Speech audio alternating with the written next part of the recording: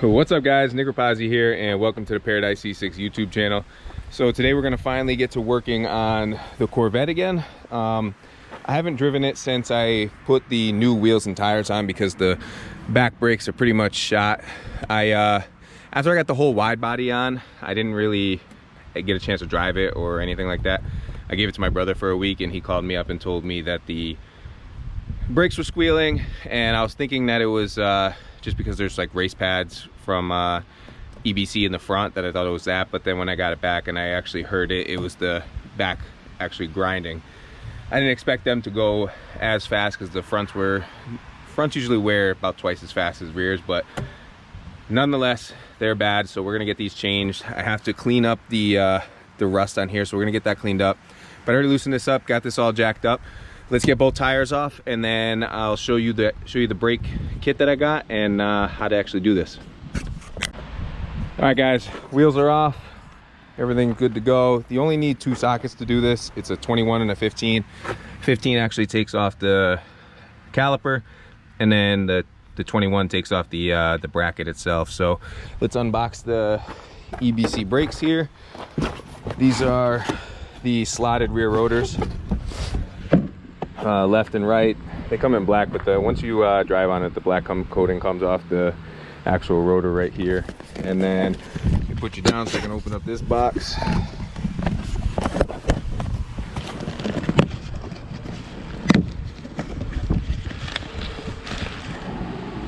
And it's another box inside a box.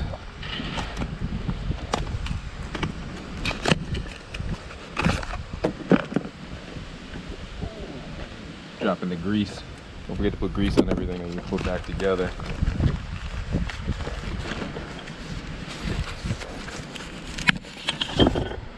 But here are the pads, red stuff, same thing as I put in the front. If you guys watched my front end video, I use the same stuff. It's got little shims in there too for everything. So we are gonna get these calipers off. I'm gonna do it probably same side. I'll take that caliper off and that caliper off and switch the sockets and do it all over. So let's get this done. It should probably only take like 15-20 minutes, and then I think I might actually go, because when I did these I got new tpms sensors put in and I got to get them programmed, and right down the street they do it for like $7 a wheel. So we'll probably get this done and then go down there and get that done as well, because I do have to wash this thing because it's dirty and I want to get all that rust off the actual rim. So let's get this done.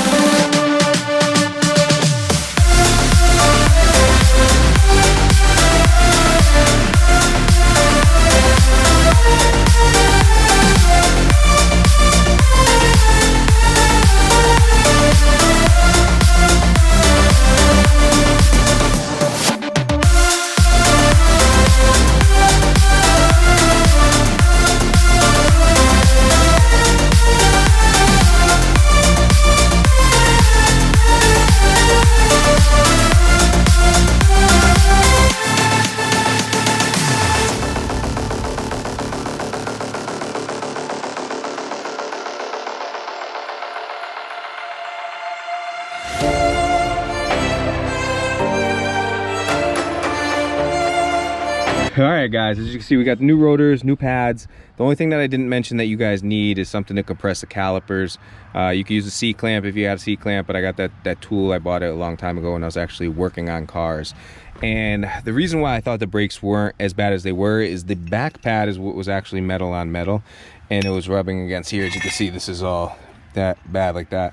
But when I looked at the brakes, all I saw was the front pad, and you can see is it's got about half life here still going, and the other side it wasn't even that bad, so it was just like this pad was stuck. So hopefully with the new grease, new pads and everything, that this won't happen again. But these brakes, I don't know when they were changed, but I put almost 70,000 miles on the car before even getting to this, so these were actually really good. They're Bear brakes. I wanted to buy the same exact thing, but I could not find the Bears for sale, so that's why we went with the EBCs.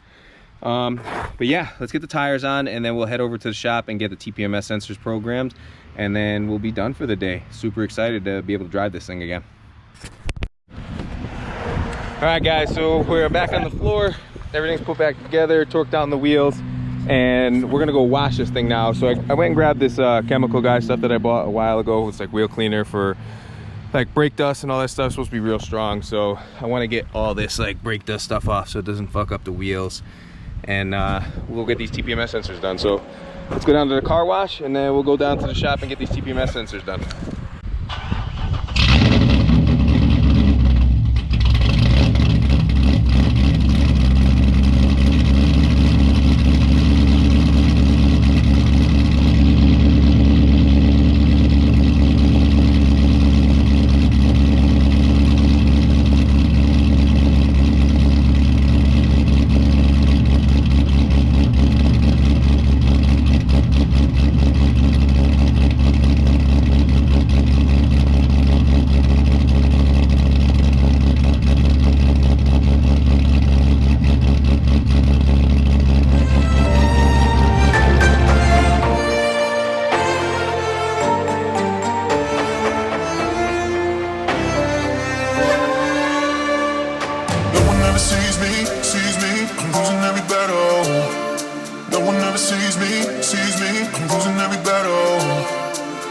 Somebody save me, I'm losing every battle.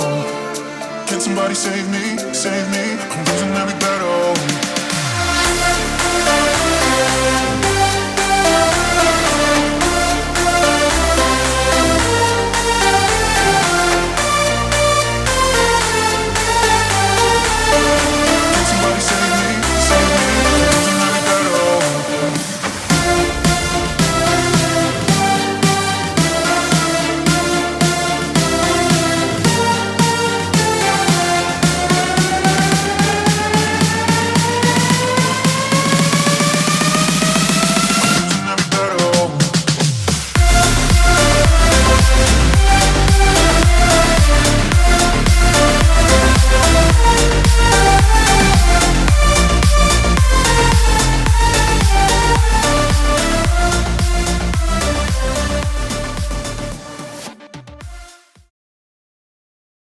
All right guys, so we went and washed it up. Everything's got cleaned off. The I got all like the brake dust, rust and all that stuff off the wheel as well. It came out perfect. Nothing, there's no damage or anything to the wheel from the brake dust sitting on it. But we went down to the shop, and it took a little bit to figure out the TPMS sensors to get them to actually program. And so let me put you guys down so I can show you.